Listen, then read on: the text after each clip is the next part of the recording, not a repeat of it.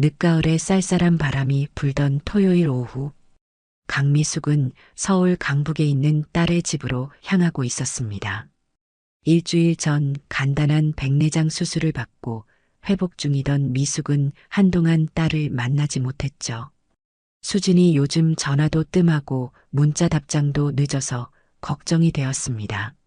아파트 1층 현관문 앞에 선 미숙은 가져온 반찬통을 한 손에 들고 초인종을 누르려던 찰나였습니다. 그때 집안에서 날카로운 소리가 들려왔죠. 찰싹하는 소리, 누군가를 때리는 소리였습니다. 이어서 들려온 것은 딸 수진의 흐느끼는 목소리였어요. 죄송합니다, 어머님. 다시는 안 그러겠습니다. 뭐가 죄송해? 내년이 우리 집안에 발을 들인 게 죄송한 거지. 시어머니의 목소리는 도끼를 품고 있었습니다. 미숙은 급히 비밀번호를 누르고 문을 열었죠. 현관문이 열리자 충격적인 광경이 펼쳐졌습니다. 거실 한가운데 수진이 무릎을 꿇고 있었어요. 왼쪽 뺨은 빨갛게 부어올라 있었고 눈가에는 눈물이 흘러내리고 있었습니다. 그 앞에 선 시어머니 박정희는 60대 후반의 단정한 차림을 한 여성이었죠. 하지만 눈빛은 차갑고 날카로웠습니다. 더 충격적인 건 바닥에 깨진 그릇 조각들이 있었고 수진의 손에서는 피가 흐르고 있었다는 것이었습니다. 수진이 깨진 그릇을 맨손으로 치우려다 베인 것 같았죠. 이런 멍청한 것이 우리 집안에 들어와서 체면이 말이 아니야. 남편 밥 하나 제대로 못하면서 무슨 며느리라고 할 수 있겠니? 그릇값도 내 월급에서 까겠어. 박정희가 수진의 머리채를 잡아 흔들며 소리쳤습니다. 수진은 고통스러워하면서도 감히 저항하지 못하고 있었죠.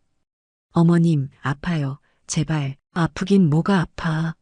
내가 바보라서 맞는 거야. 말귀를 못 알아들으니까 맞는 거라고. 그때 더욱 끔찍한 일이 벌어졌습니다. 박정희가 발로 수진의 옆구리를 걷어찼던 것이죠. 수진은 비명을 지르며 쓰러졌습니다. 소파에 앉아있던 재혁은 시선을 휴대폰에서 떼지 않은 채 아무 말도 하지 않았죠. 아니, 오히려 비웃는 듯한 표정을 짓고 있었습니다. 엄마, 적당히 하세요. 또 병원 가면 돈 들잖아요.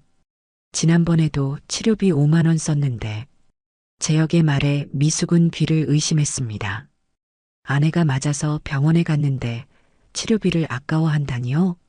미숙은 반찬통을 현관에 내려놓고 거실로 뛰어들었습니다. 발소리에 놀란 세 사람이 동시에 미숙을 바라봤죠. 수진의 눈에서 더 많은 눈물이 흘러내렸습니다. 엄마. 수진이 작게 불렀지만 미숙은 먼저 상황을 파악해야 했습니다. 하지만 보는 순간 분노를 참을 수 없었죠. 시어머니 박정희가 미숙을 보더니 인상을 찌푸렸습니다. 어머 사돈. 연락도 없이 갑자기 오시면 어떡해요? 우리 며느리가 좀 실수를 해서 교육시키는 중이었는데. 교육이라니요? 이건 명백한 폭행이었습니다. 미숙은 속으로 치밀어 오르는 분노를 겨우 참았죠. 교육이 아니라 폭행으로 보이는데요. 폭행이라뇨? 시어머니가 며느리 좀 혼내는 게 무슨 폭행이에요? 옛날엔 다 이랬어요. 박정희의 뻔뻔한 태도에 미숙은 할 말을 잃었습니다. 그때 재혁이 일어나며 거들었죠. 어머니 오셨어요? 수진이가 또 바보짓을 해서요. 5만 원짜리 그릇을 깨뜨렸어요. 이번 달만 벌써 3번째예요. 그래서 때려도 된다는 건가요? 때린 게 아니라 교육이잖아요. 수진이는 원래 멍청해서 말로는 안 돼요. 그렇죠, 수진아? 재혁이 수진을 내려다보며 물었습니다. 수진은 고개를 떨구며 작게 대답했죠. 네, 제가 잘못했어요. 미숙은 더는 참을 수 없었습니다. 특히 수진의 손에서 흐르는 피를 보니 가슴이 찢어지는 듯 했죠. 수진아 일어나. 우리 집에 가자. 먼저 병원부터 가야겠다. 미숙이 딸에게 다가가자 박정희가 가로막았습니다. 키가 작은 박정희였지만 기세는 만만치 않았죠. 사돈 지금 무슨 짓이에요? 시집온 며느리를 친정에서 데려간다고요? 말이 됩니까? 이건 우리 집안 일이에요. 집안 일이 아니라 범죄예요. 이건 명백한 폭행이고 학대입니다. 학대? 웃기지 마세요. 시어머니가 며느리 좀 때렸다고 학대래요? 수진이가 워낙 멍청해서 그런 거예요. 경찰에 신고해봐요. 누가 편들어주나? 박정희의 말에 미숙은 잠시 당황했습니다. 실제로 가정 내 폭력은 증명하기 어려운 경우가 많았죠. 하지만 지금은 그런 걸 따질 때가 아니었습니다. 그때 시아버지 김상철이 안방에서 나왔습니다. 술에 취한 듯 비틀거리며 걸어왔죠. 무슨 소란이야? 아, 사돈 왔구먼. 근데 수진이 이것 좀 보소. 우리 집안에 들어와서 맨날 사고만 치고 차라리 이혼시켜버릴까? 김상철의 말에 수진이 화들짝 놀라며 소리쳤습니다. 아버님, 제발. 그것만은 제가 더 잘할게요. 정말 죄송해요. 수진이 김상철 앞에까지 기어가 빌기 시작했습니다. 피가 흐르는 손으로 시아버지의 바지를 잡으며 애원했죠. 제발 이혼만은. 저 갈 곳이 없어요. 친정에도 갈 수 없어요. 제발. 이 광경을 보는 미숙의 심장이 찢어지는 듯 했습니다. 딸이 왜 저렇게까지 비굴하게 구는지 이해할 수 없었죠. 김상철이 수진을 발로 밀쳐냈습니다. 더러워. 피 묻잖아. 옷에 피 묻으면 내가 세탁비 낼 거야? 그 순간 미숙은 뭔가 더 큰 문제가 있다는 직감이 들었습니다. 수진이 이혼을 그토록 두려워하는 이유, 시댁 식구들의 태도, 모든 것이 수상했죠. 오늘은 일단 수진이를 데려가겠습니다. 며칠 후에 다시 찾아뵙고 차분히 이야기하죠. 미숙의 단호한 목소리에 박정희가 코웃음을 쳤습니다. 데려가 봐요. 어차피 내일이면 기어 돌아올 거니까. 수진이는 우리 없으면 못 살거든요. 그렇지? 박정희가 수진을 발로 툭 치며 물었습니다. 수진은 고개를 끄덕였죠. 네. 어머님 말씀이 맞아요. 제가 잘못했어요. 이 모습을 보는 미숙은 가슴이 무너져 내렸습니다. 딸이 완전히 세뇌당한 것 같았죠. 하지만 지금은 일단 데리고 나가는 게 우선이었습니다. 수진아, 일어나. 지금 당장 나가자. 엄마. 하지만 아무 말 하지 마. 그냥 따라와. 미숙은 수진을 부축해 현관으로 향했습니다. 뒤에서 박정희의 날카로운 목소리가 들렸죠. 가봐요. 내일 안에 안 돌아오면 이혼이니까 알아서 해요. 그리고 수진아, 내가 우리한테 빌려간 돈도 다 갚아야 하는 거 알지? 수진이 흠칫 놀라며 뒤돌아보려 했지만 미숙은 딸을 끌고 밖으로 나갔습니다. 엘리베이터를 타고 내려가는 동안 수진은 계속 불안해했죠. 엄마, 저 정말 가야 해요. 시어머니가 진짜 화내실 거예요. 조용히 해. 일단 병원부터 가자. 주차장에 도착한 미숙은 수진을 차에 태웠습니다. 수진의 손은 여전히 피가 나고 있었고 얼굴은 눈물로 범벅이 되어 있었죠. 차를 출발시키며 미숙은 백미러로 딸을 살폈습니다. 수진은 계속 시댁 건물을 뒤돌아보고 있었어요. 응급실에 도착해 치료를 받는 동안에도 수진은 불안해했습니다. 선생님, 빨리 해주세요. 저 집에 가야 해요. 의사가 상처를 소독하며 물었죠. 이 상처들, 자주 이러시나요? 수진은 당황하며 고개를 저었습니다. 아니에요. 제가 실수해서 다친 거예요. 의사는 의미심장한 눈빛으로 미숙을 바라봤습니다. 미숙도 알고 있었죠. 이 상처들이 단순한 실수로 생긴 게 아니라는 것을. 치료가 끝난 후 미숙은 수진을 데리고 자신의 집으로 향했습니다. 차 안에서 수진은 계속 시간을 확인하며 초조해했죠. 엄마, 정말 보내주세요. 늦으면 큰일 나요.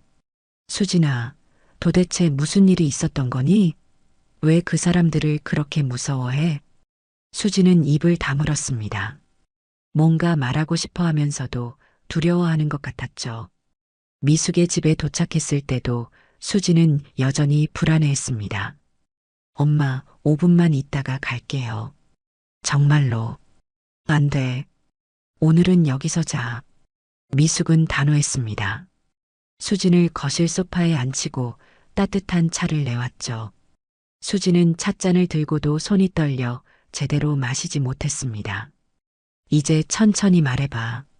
언제부터 이런 일이 있었니? 수진은 한참을 망설이다가 입을 열었습니다. 목소리는 여전히 떨리고 있었죠. 6개월 전부터요.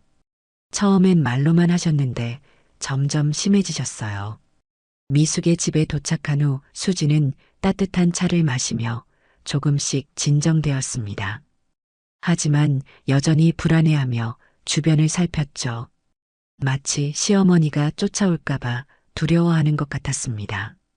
엄마, 제가 집에 안 가면 시어머니가 화내실 거예요. 저 때문에 재혁 오빠까지 혼날 거고요.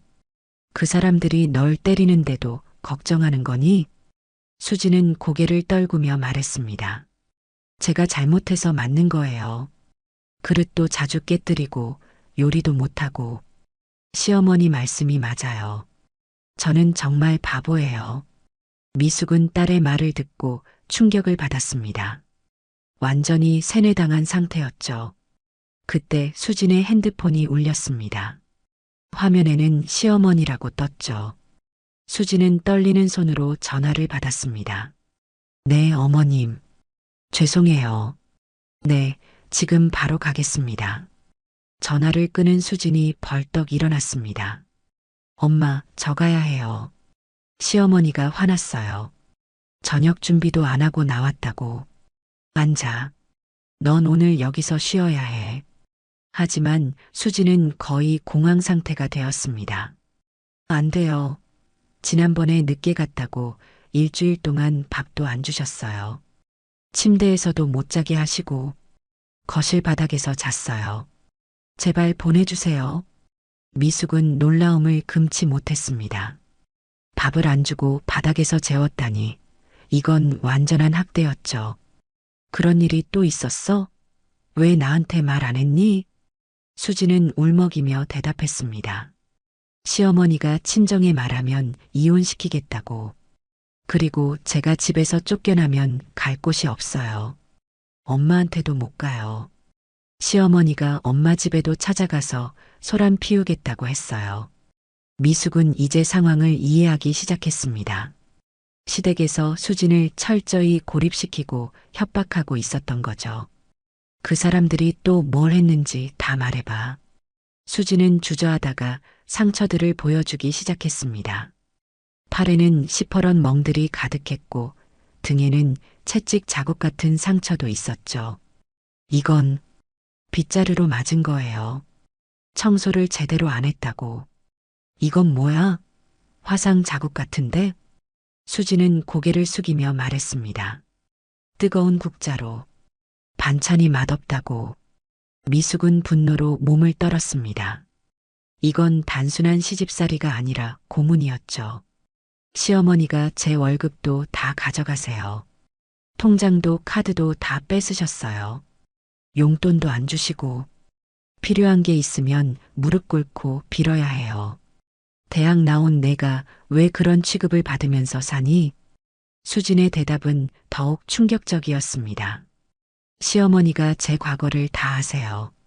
제가 어릴 때 아빠가 다른 여자랑 도망간 거, 교통사고로 머리 다친 거, 동네 사람들한테 다 말하겠대요.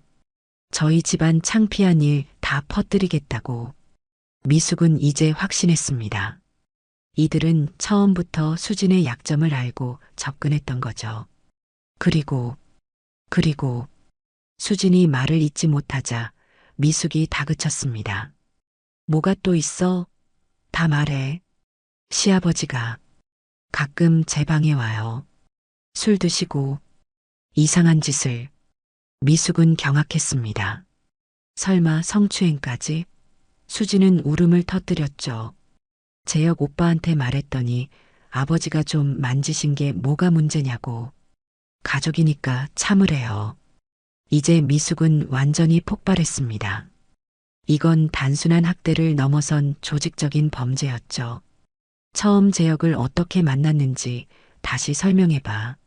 수지는 2년 전을 회상했습니다. 회사 전무님이 조카라고 소개해 주셨어요. 저한테 관심 있다고. 제가 말이 좀 느려도 이해해 준다고 했어요. 그 전무가 재혁이 친척이었구나? 네, 나중에 알았어요. 외삼촌이래요. 결혼하고 나서 알았는데 저희 회사 인사 파일을 미리 봤대요. 제가 장애가 있는 거, 아빠 없이 큰 거 다 알고 접근했대요. 미숙은 치가 떨렸습니다. 완전히 계획된 범죄였던 거죠. 시어머니가 그랬어요.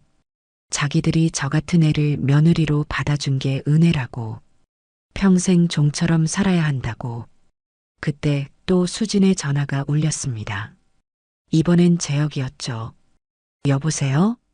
스피커폰으로 들려온 재혁의 목소리는 차가웠습니다. 너 지금 뭐 하는 거야? 엄마가 기다리시잖아. 10분 안에 안 오면 이혼이야.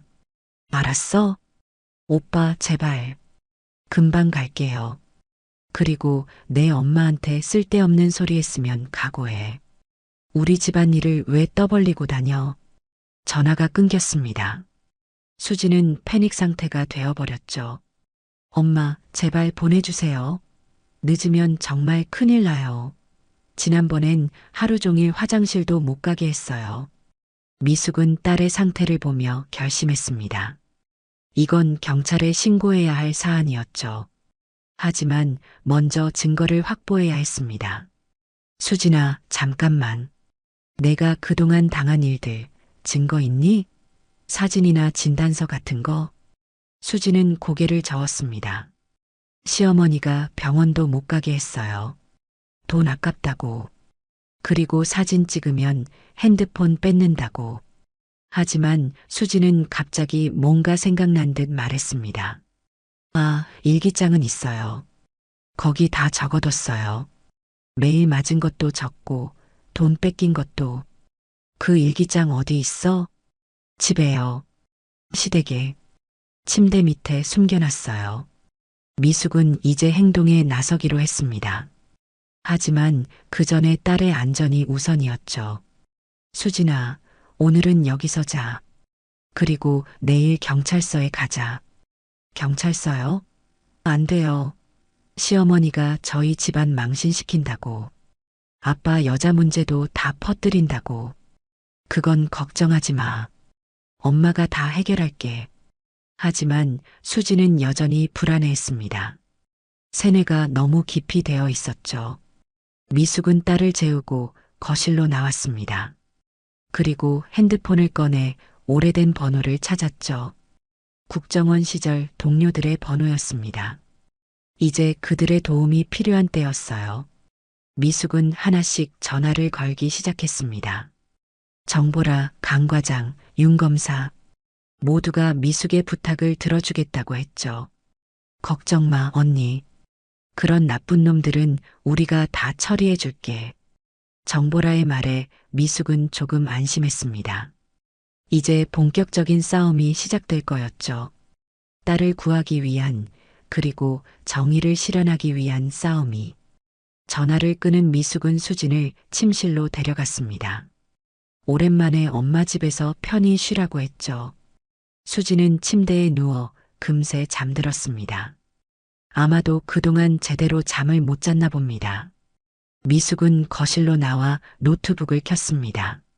30년간 국정원에서 일하며 쌓은 정보력과 분석력은 여전히 살아있었죠. 먼저 시댁 식구들의 기본 정보부터 수집하기 시작했습니다.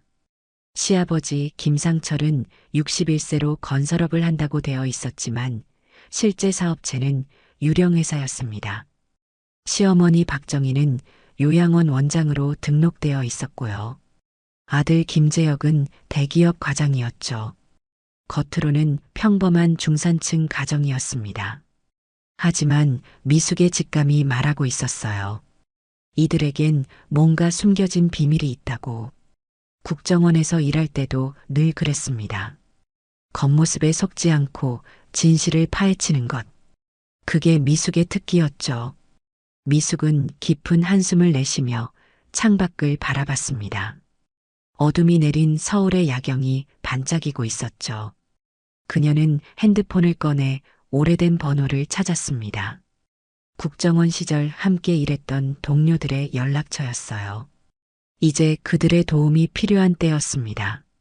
다음 날 아침, 수지는 오랜만에 늦잠을 잤습니다.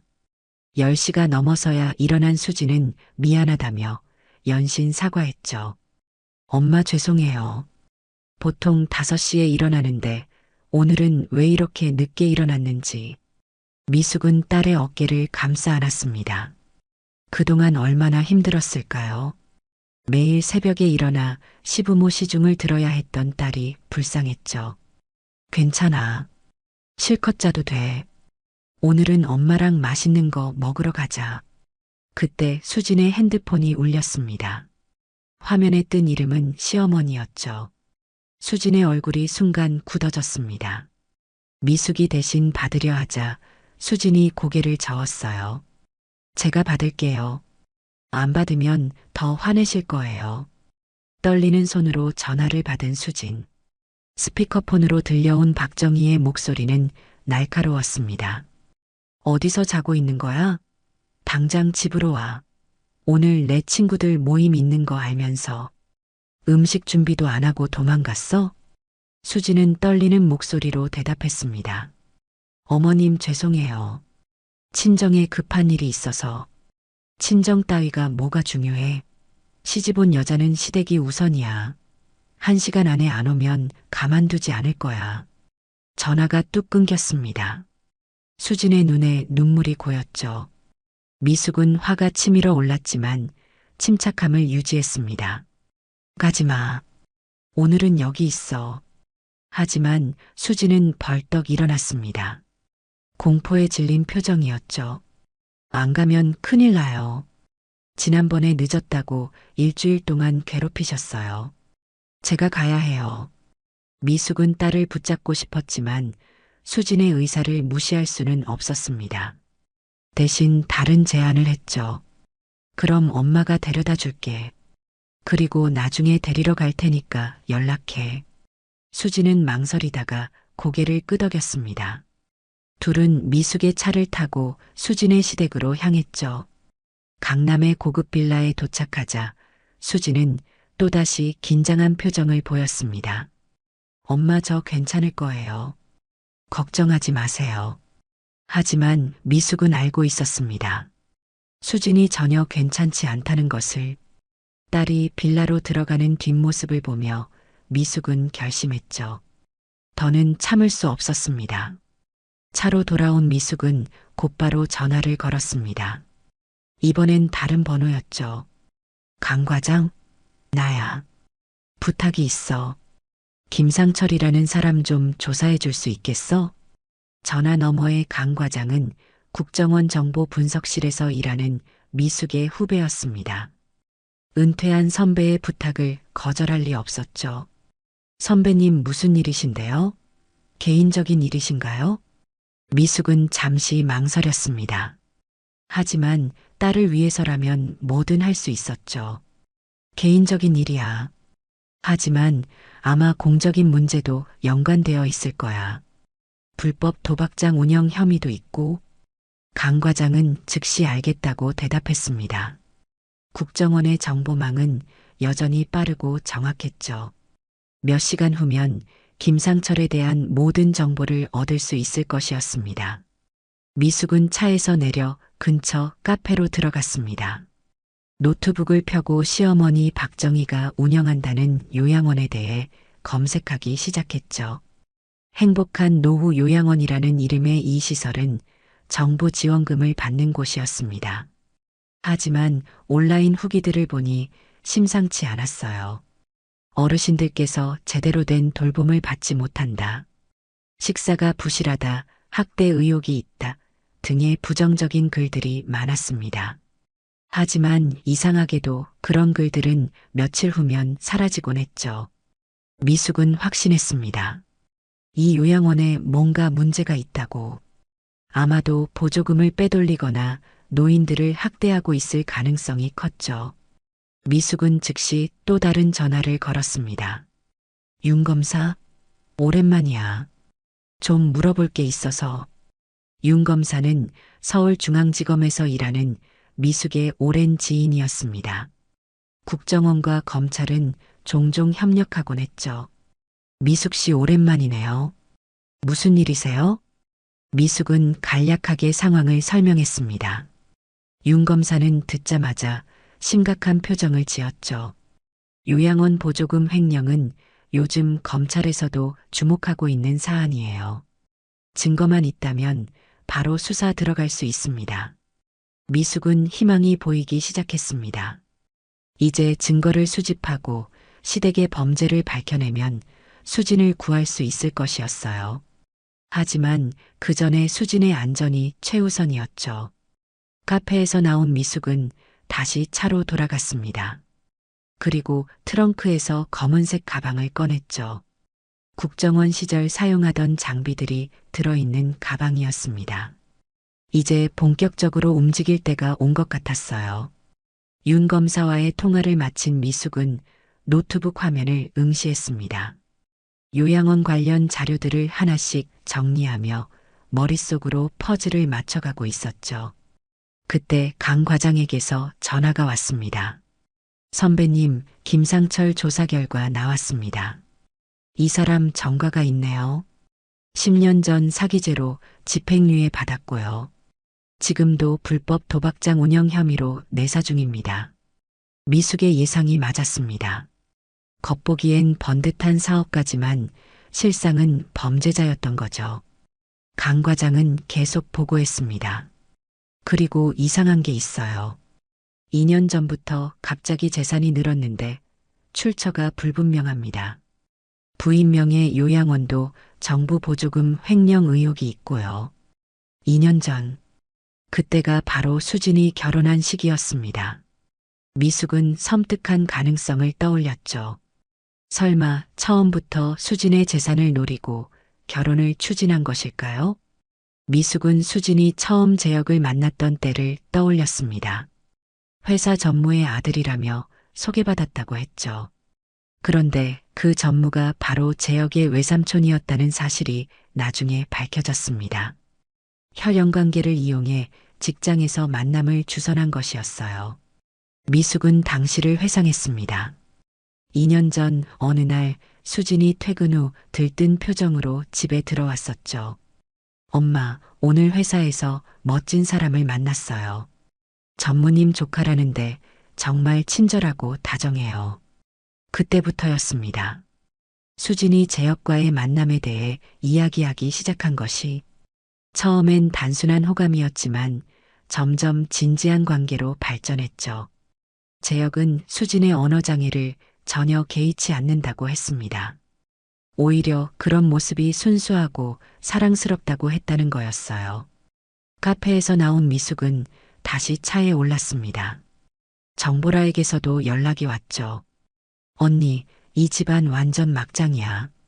시어머니가 요양원에서 어르신들 학대하는 동영상도 확보했어. 그리고 아들은 회사 돈 빼돌린 증거도 찾았고, 미숙은 이제 확신했습니다. 이들은 단순한 막장 시댁이 아니라 조직적인 범죄 집단이었죠. 그리고 수지는 그들의 계획된 표적이었던 겁니다. 보라야, 혹시 이 집안이 수진이를 왜 며느리로 택했는지 알 수 있을까? 정보라는 잠시 침묵하다가 대답했습니다. 사실 그것도 조사했어. 시어머니 박정희가 2년 전에 병원에서 수진이 의료 기록을 불법으로 열람한 정황이 있어. 아마 그때 수진이 언어장애 있는 걸 알았나 봐. 미숙의 주먹이 떨렸습니다. 정말 치밀하고 악랄한 사람들이었죠. 남의 약점을 캐내어 이용하다니. 더구나 그 약점이라는 게 사실은 전혀 문제될 게 없는 작은 장애였는데 말입니다.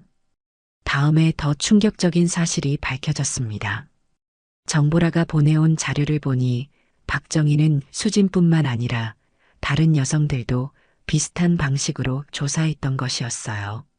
모두 경미한 장애가 있거나 집안에 약점이 있는 여성들이었죠.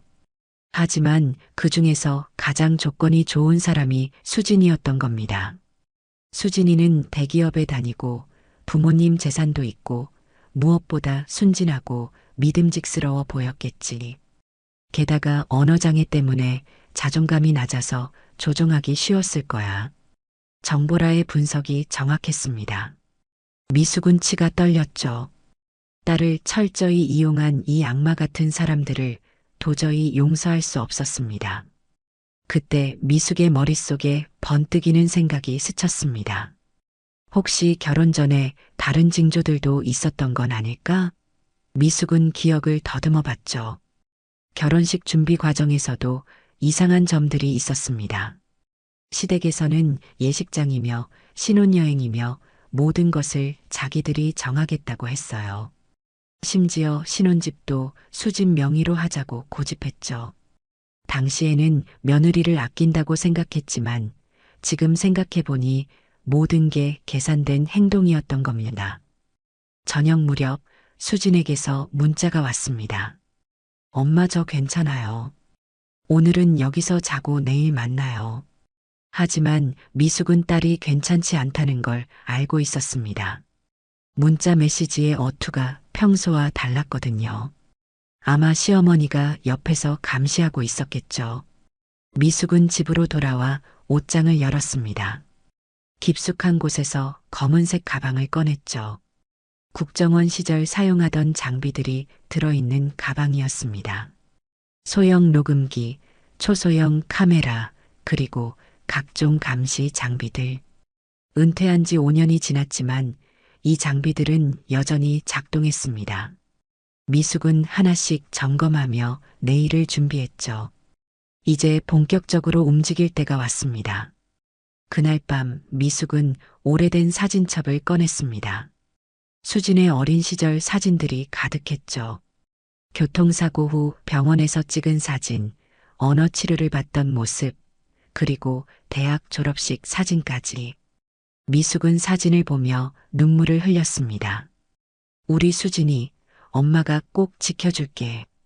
그 나쁜 사람들로부터 꼭 구해낼 거야. 내일이면 요양원에 잠입해 증거를 확보할 계획이었습니다.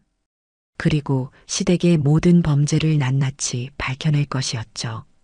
30년간 국정원에서 쌓은 모든 능력을 총동원해서라도 딸을 구해낼 거라고 미숙은 다짐했습니다. 다음 날 아침 일찍 미숙은 행복한 노후 요양원으로 향했습니다. 보호자 상담을 하고 싶다며 들어간 미숙은 시설을 둘러봤죠. 겉으로는 깨끗해 보였지만 자세히 보니 문제가 많았습니다. 어르신들의 표정이 모두 어두웠고 직원들은 불친절했습니다. 식당을 살짝 들여다보니 식사도 부실했죠. 무엇보다 어르신들 몇몇 측에서 멍자국이 보였습니다. 원장님을 만나고 싶은데요. 미숙이 직원에게 물었습니다. 직원은 귀찮다는 표정으로 대답했죠. 원장님은 오늘 외출 중이세요. 다음에 오세요. 하지만 미숙은 포기하지 않았습니다. 화장실에 간다며 자리를 비운 후 다른 층으로 올라갔죠. 원장실 앞에 다다랐을 때 안에서 목소리가 들렸습니다. 박정희의 목소리였어요. 보조금 서류 조작하는 건 식은 죽 먹기야. 어차피 관청에서도 대충 확인하니까. 이번 달도 3천만 원은 빼돌릴 수 있을 거야. 미숙은 재빨리 녹음기를 켰습니다. 문틈으로 들리는 대화를 모두 녹음했죠. 범죄의 증거를 확보하는 순간이었습니다. 그런데 우리 며느리는 잘 있어? 또 도망가거나 하진 않았지? 다른 목소리가 들렸습니다. 아마 직원인 듯 했죠. 네, 원장님. 어제도 새벽부터 일어나서 모든 집안일 다 했답니다. 완전히 길들여졌어요. 그래야지. 그 바보 같은 것이 우리 재혁이한테는 과분한데. 평생 노예처럼 부려먹어야 본전이야. 미숙의 손이 부들부들 떨렸습니다. 하지만 끝까지 녹음을 계속했죠. 이 모든 게 법정에서 중요한 증거가 될 것이었으니까요. 그때 더 충격적인 내용이 나왔습니다. 생명보험금은 언제쯤 탈 수 있을까? 글쎄요. 아직은 시기상조 아닐까요? 좀 더 자연스럽게 해야죠. 그래도 서두르긴 해야 해. 그의 엄마가 의심하기 시작한 것 같아. 미숙은 온몸에 소름이 돋았습니다. 설마 수진의 생명보험금을 노리고 있는 건가요? 급히 그 자리를 벗어난 미숙은 건물 밖으로 나왔습니다. 차에 올라타자마자 정보라에게 전화를 걸었죠. 보라야, 지금 당장 수진이 생명보험 가입 내역 좀 확인해줘. 그리고 최근에 추가로 가입한 게 있는지도. 잠시 후 정보라의 대답이 돌아왔습니다. 언니, 이거 심각해. 수진이 명의로 된 생명보험이 총 7개야. 보험금 합계가 25억이 넘어. 그리고 수익자는 모두 남편 김재혁으로 되어 있어. 미숙은 차를 급히 출발시켰습니다. 수진을 당장 구해야 했죠. 그때 수진에게서 전화가 왔습니다. 엄마, 저 지금 병원이에요. 오늘 아침부터 너무 어지럽고 속이 안 좋아서. 미숙의 가슴이 철렁 내려앉았습니다. 설마 벌써 뭔가 시작된 건 아니겠죠? 어느 병원이니? 엄마가 지금 갈게. 서울대병원 응급실. 미숙이 도착했을 때 수지는 침대에 누워 있었습니다. 옆에는 시어머니 박정희와 남편 재혁이 있었죠. 어머, 사돈 오셨네요. 별일 아니에요. 그냥 스트레스성 위염이래요. 박정희의 말이었지만 미숙은 믿지 않았습니다. 의사를 만나 따로 이야기를 나눴죠. 혈액 검사 결과 약간 이상한 수치가 나왔습니다. 중금속 반응이 있는데 정밀 검사가 필요할 것 같습니다. 미숙의 의심이 맞았습니다. 누군가 의도적으로 수진에게 독을 먹이고 있었던 거죠. 미숙은 즉시 행동에 나섰습니다.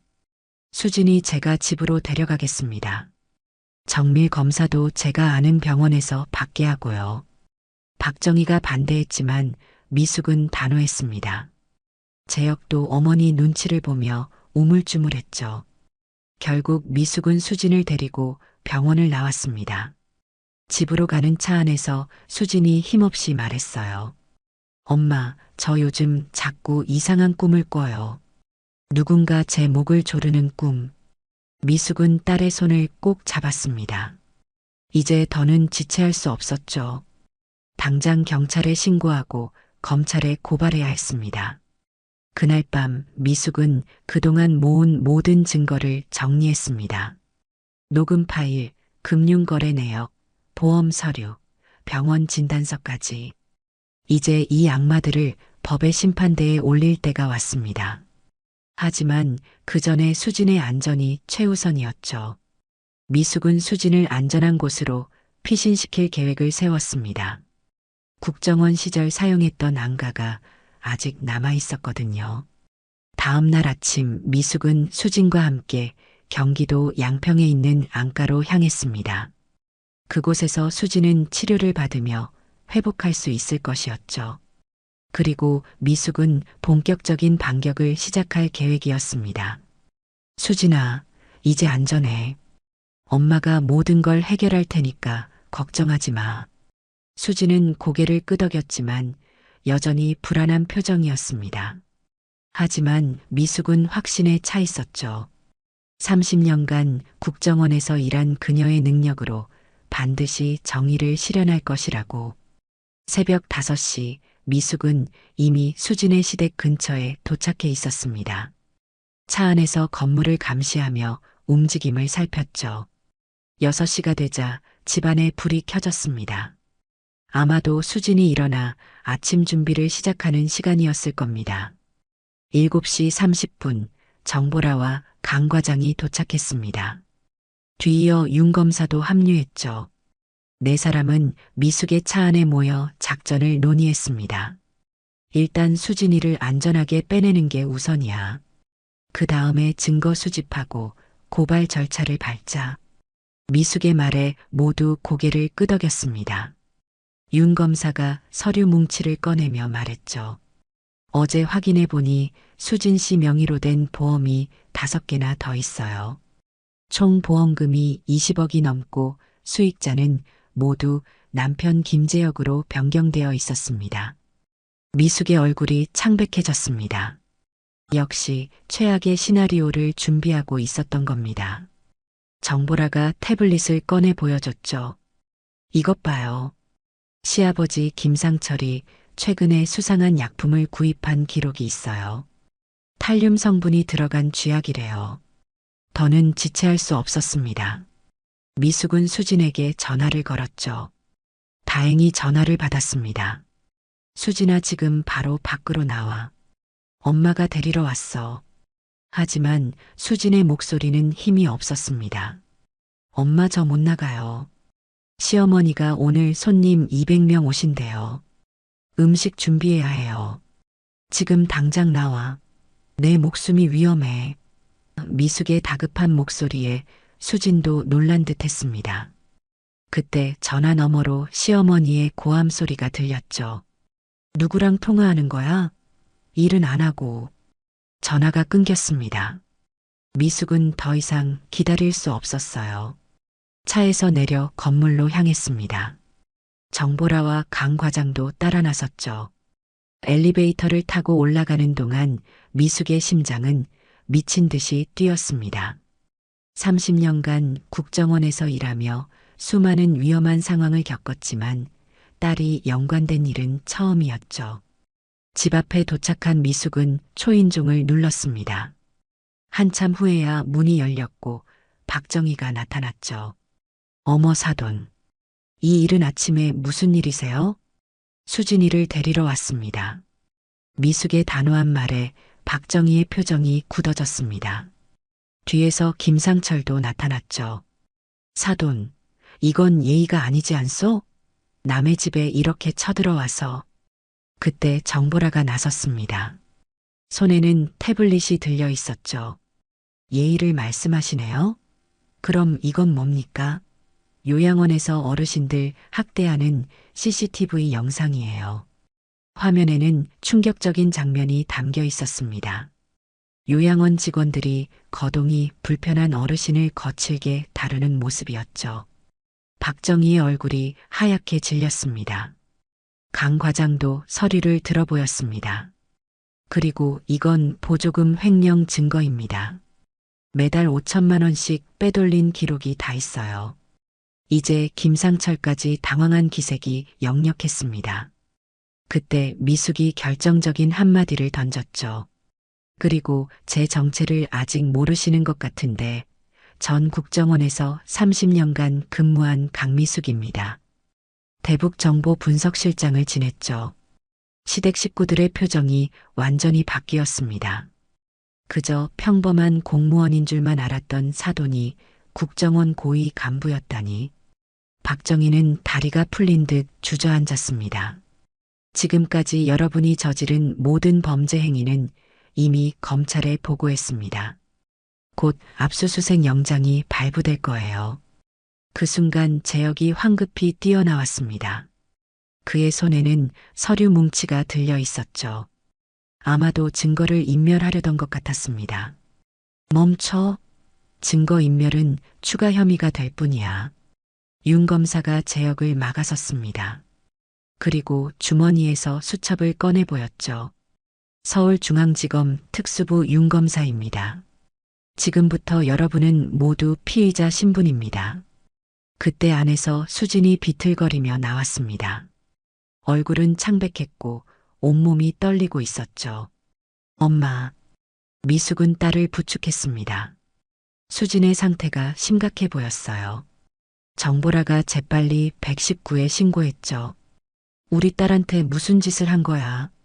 미숙이 소리쳤습니다. 박정희는 고개를 숙인 채 아무 말도 못했죠. 김상철도 마찬가지였습니다. 그들은 이미 게임이 끝났다는 걸 알고 있었어요.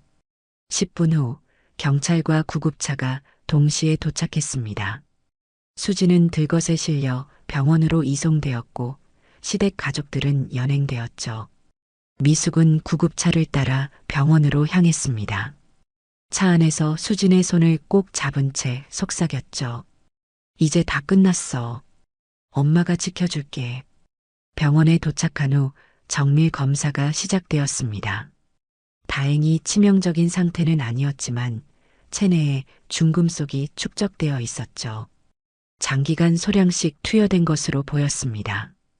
담당 의사는 미숙에게 설명했습니다. 빨리 발견해서 다행입니다. 조금만 더 늦었으면 간과 신장에 영구적인 손상이 올 뻔했어요. 미숙은 안도의 한숨을 내쉬었습니다. 그리고 딸이 잠든 병실에 앉아 그동안의 일들을 정리했죠. 며칠 후 검찰 조사가 본격적으로 시작되었습니다. 시댁 가족들의 죄상은 상상 이상이었어요. 요양원 보조금 횡령, 노인 학대, 불법 도박장 운영, 회사 공금 횡령, 그리고 살인 미수까지. 특히 충격적인 건 그들이 과거에도 비슷한 수법으로 돈을 갈취했다는 사실이었습니다.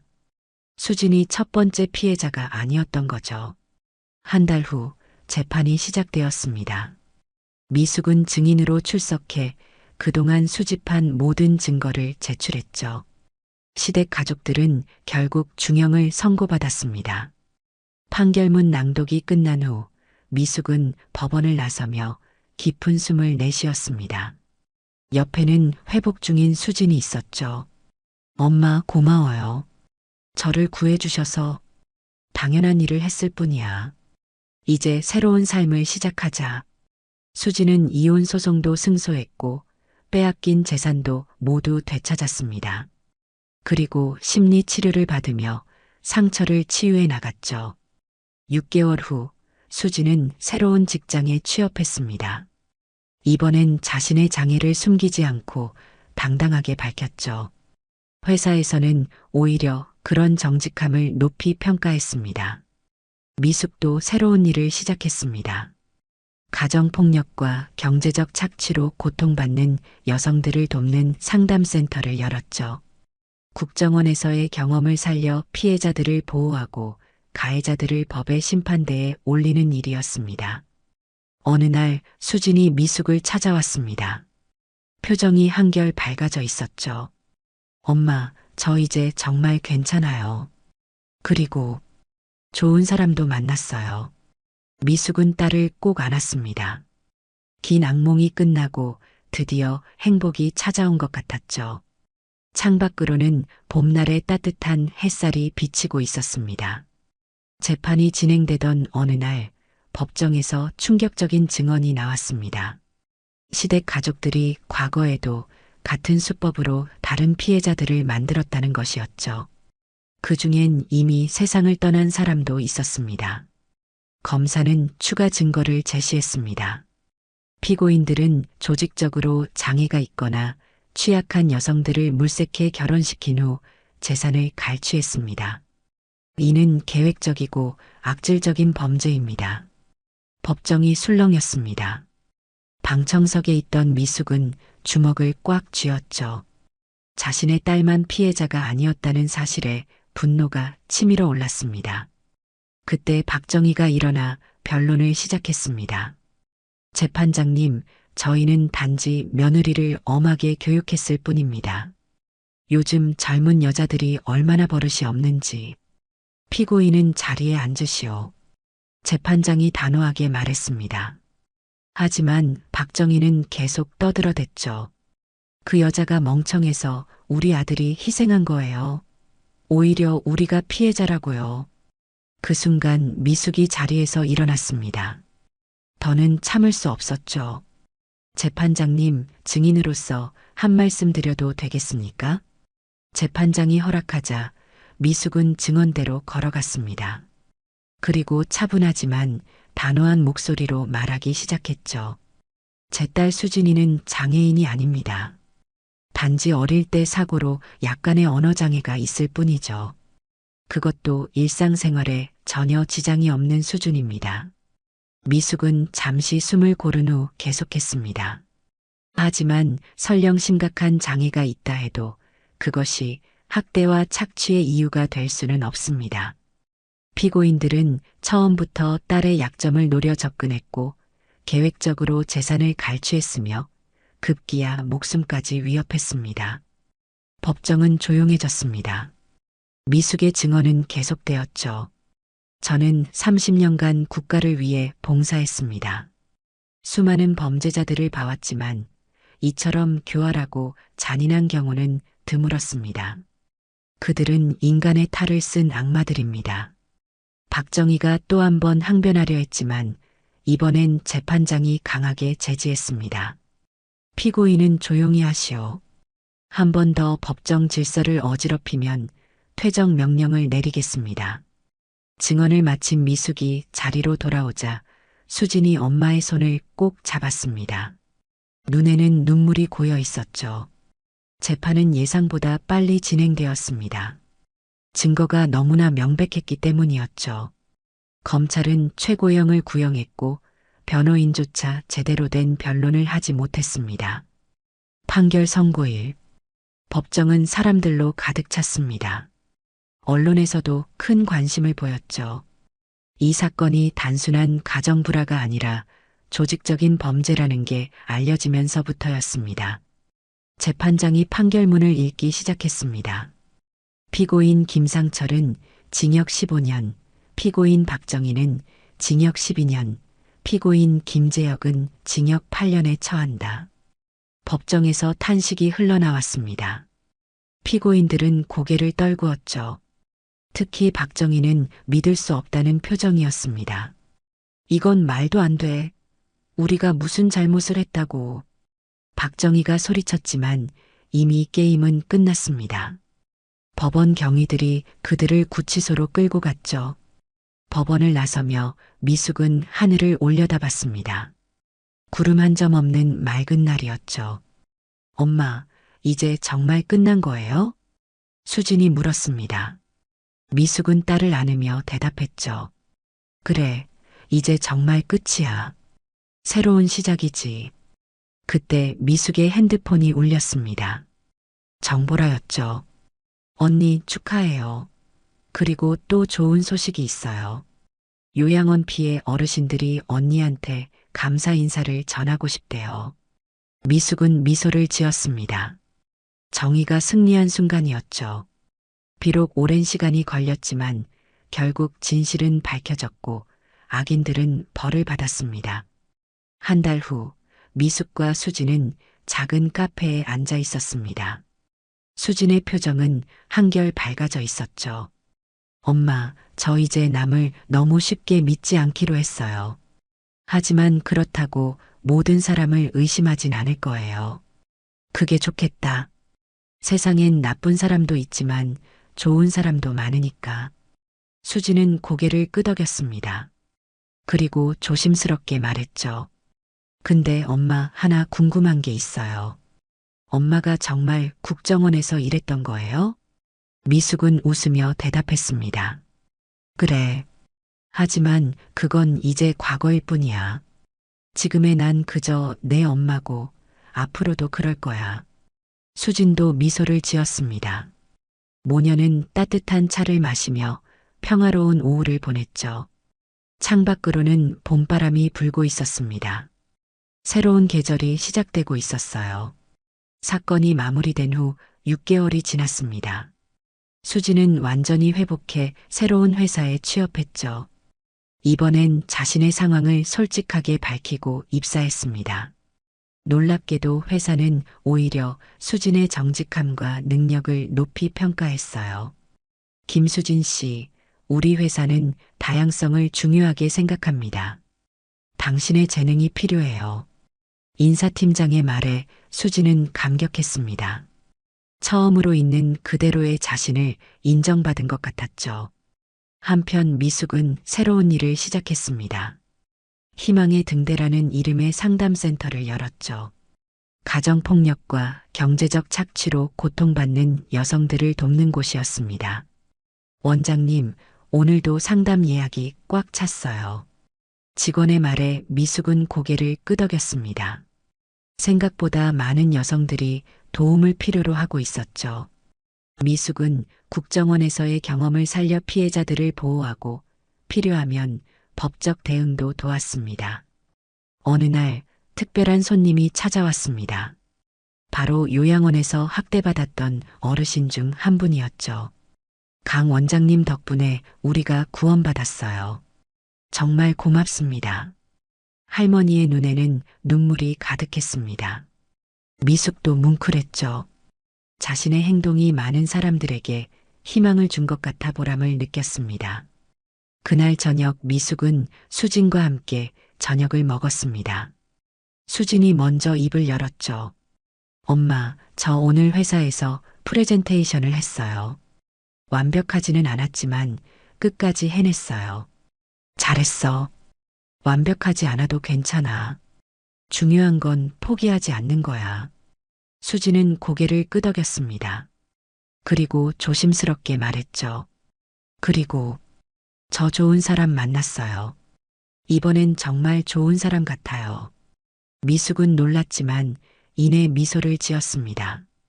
그래, 어떤 사람인데? 같은 회사 동료예요. 제 상황을 다 알면서도 전혀 개의치 않아요. 오히려 제가 강하다고 하더라고요. 미숙은 딸의 행복한 표정을 보며 안심했습니다. 이번엔 정말 좋은 사람을 만난 것 같았죠. 1년 후 수지는 그 동료와 약혼했습니다. 이번엔 미숙이 직접 상대방과 그 가족을 만나 확인했죠. 다행히 정말 좋은 사람들이었습니다. 어머님, 수진 씨는 정말 특별한 사람이에요. 제가 잘 보호하겠습니다. 예비 사위의 진심 어린 말에 미숙은 감동했습니다. 드디어 딸이 진정한 사랑을 찾은 것 같았어요. 결혼식 날 미숙은 딸의 손을 잡고 버질로드를 걸었습니다. 수지는 아름다운 웨딩드레스를 입고 환하게 웃고 있었죠. 엄마, 저를 지켜주셔서 감사해요. 이제 저도 강해질게요. 넌 이미 충분히 강해. 엄마가 자랑스러워. 미숙은 딸을 신랑에게 넘겨주며 축복의 말을 전했습니다. 하객들의 박수 소리가 울려 퍼졌죠. 피로연이 끝난 후 정보라가 다가왔습니다. 언니, 수진이 정말 행복해 보여요. 그러게. 고생 끝에 낙이 왔나 봐. 그나저나 시댁 식구들은 모두 복역 중이라죠? 요양원도 폐쇄되고. 미숙은 고개를 끄덕였습니다. 정의가 실현된 것에 만족했지만 한편으론 씁쓸하기도 했죠. 2년이 지난 어느 날 미숙에게 특별한 연락이 왔습니다.